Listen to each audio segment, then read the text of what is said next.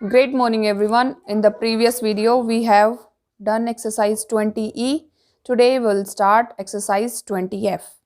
The previous video we have done circumference of a circle and this video is based on area of circle.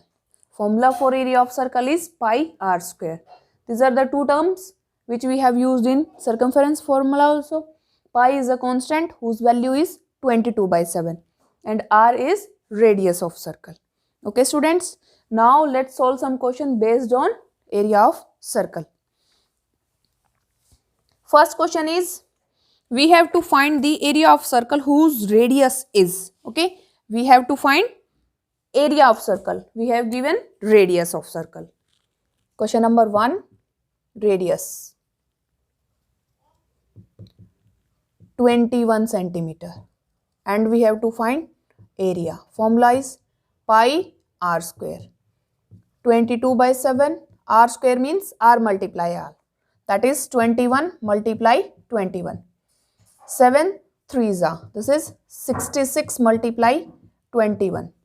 21 6s are 126.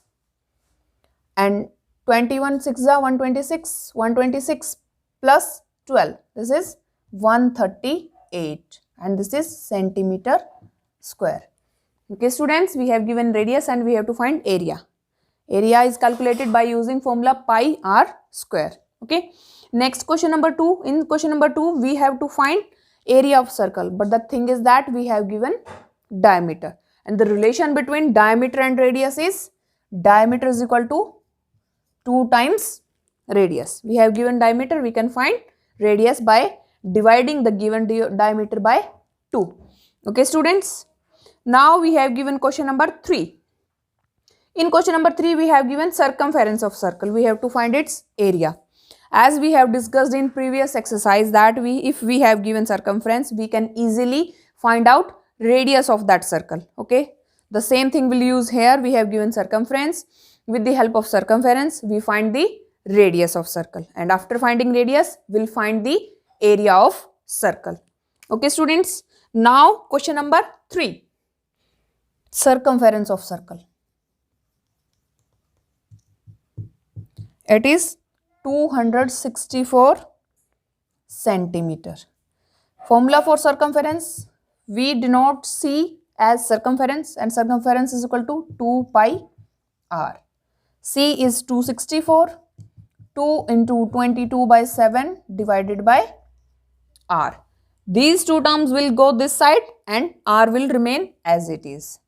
264 multiply 7 divided by 2 into 22. Okay students, 2 1s are 2, 2 3s are and 2 2s are. This is 2 1s are, 2 1s are. This is 6 and 6, 11, 6s are. 6 7s are 42.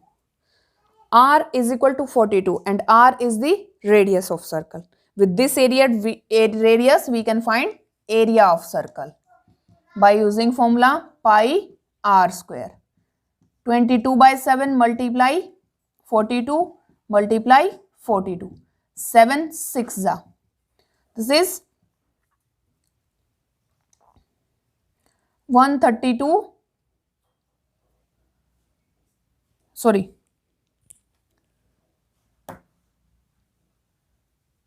22 6s are. 6 2s are 12. 6 2s are 12 plus 113 and multiply 42. If we multiply these two, we can get area of given circle and this is in centimeter. Okay students, this is clear.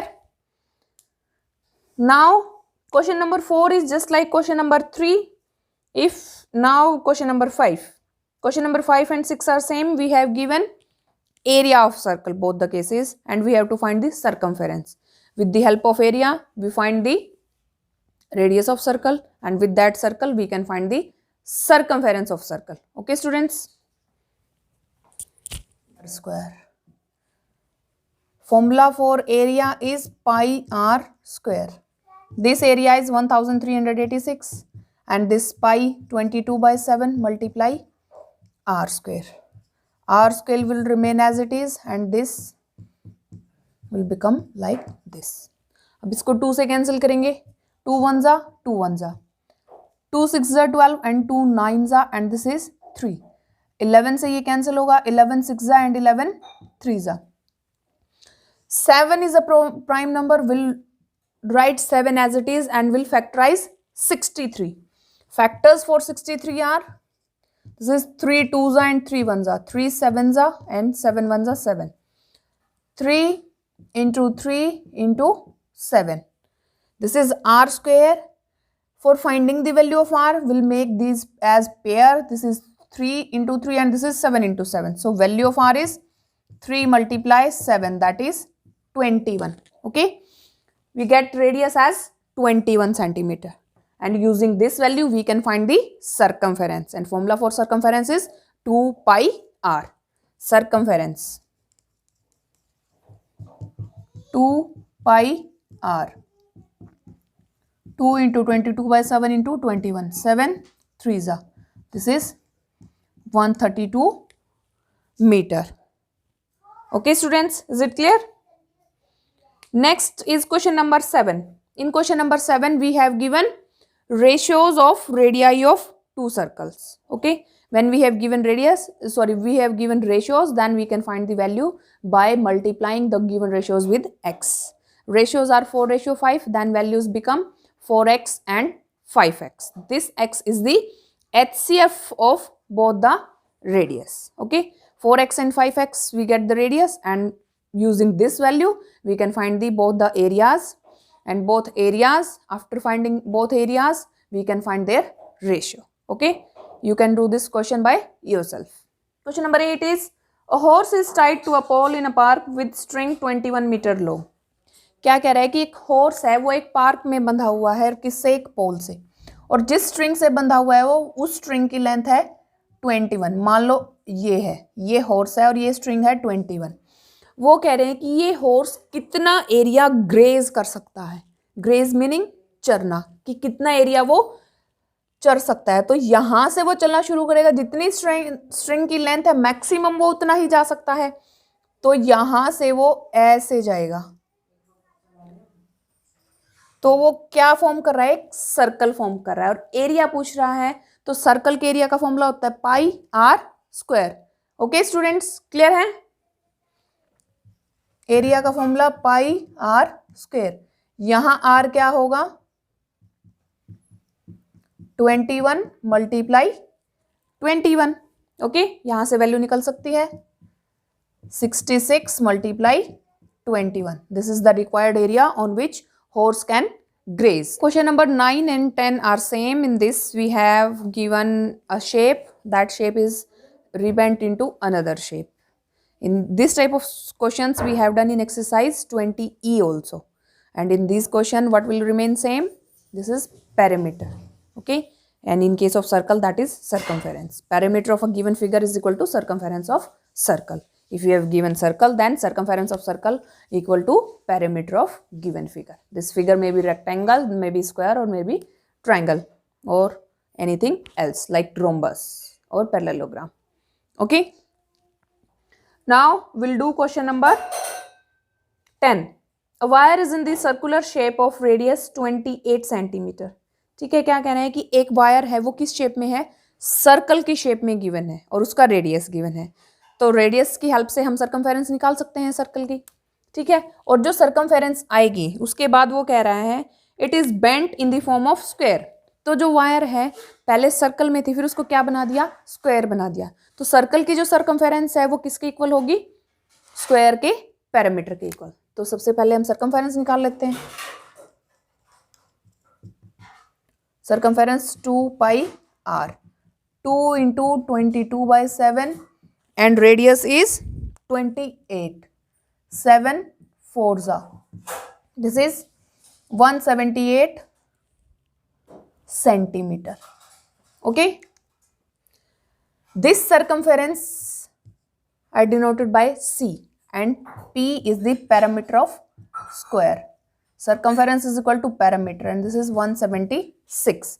But formula for parameter is 4 multiply side, and this side can be calculated as perimeter divided by 4, 176 divided by 4, 4 4s are 4 4s are, this is 44 centimeter. Now at last we have to find the area of square that is formed. तो area of square का formula क्या होता है? Side multiply side, 44 multiply 44 centimetre square, ये क्या आ जाएगा? Required area आ जाएगा हमारे पास। ओके स्टूडेंट्स, ठीक है। अब इसके बाद 11 से लेके 16 तक क्या है हमारे? फिगर बेस्ड क्वेश्चन है, ठीक है। क्वेश्चन नंबर 11 देखते हैं पहले। A rectangular sheet of acrylic, rectangular sheet है, इसकी लेंथ और ब्रेड्थ गिवन है आपके पास।